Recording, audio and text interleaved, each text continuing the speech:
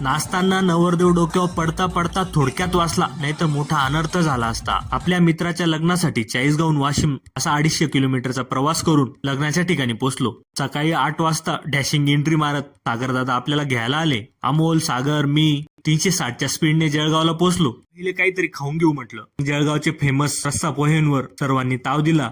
जळगावला आलो म्हणजे दीपक भाऊंचे रस्सा पोहे खाल्ल्याशिवाय आपण पुढे जात नाही. त्यामुळे दीपक भाऊंचं आपल्यावर खूप प्रेम आहे. त्यांनी लगेचच आपल्याला त्यांच्याकडून प्रेमाचा चहा दिला. असे प्रेमाचे माणसं खूप आहे आपल्याकडे तुमच्यासारखे. मग त्यांचा निरोप घेतला. तनय प्रथमला घेतलं आणि निघालो वाशिमच्या दिशेने. 4 तास प्रवास करून वाशिम जिल्ह्यातील शिरपूर जैनला पोहोचलो. आपल्या अगोदर सर्व गँग लग्नाच्या ठिकाणी हजर होती. मग सर्वांना आपल्या कॅमेऱ्यात घेतलं. खूप दिवसांनी सर्वांना एक साथ भेटून आनंद झाला. काय दिवस होते आपले.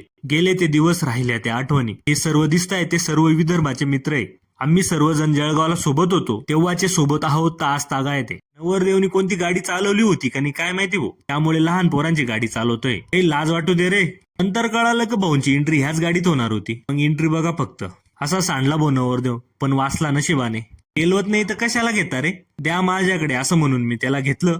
पण नंतर माझाच कुच्चा मोडला हो सर्वांनी. मनातल्या मनात म्हटलं कुठून घेतलं बे त्याला. ते जाऊ द्या हो, मित्रासाठी लई का ही गोष्ट.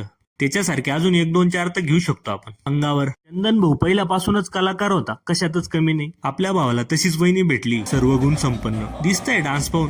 तोपर्यंत तुम्ही पण डान्स पाहता पाहता लवकर फॉलो करून टाका, म्हणजे तुम्हाला पण अशी व्हिडिओ पाहता येईल.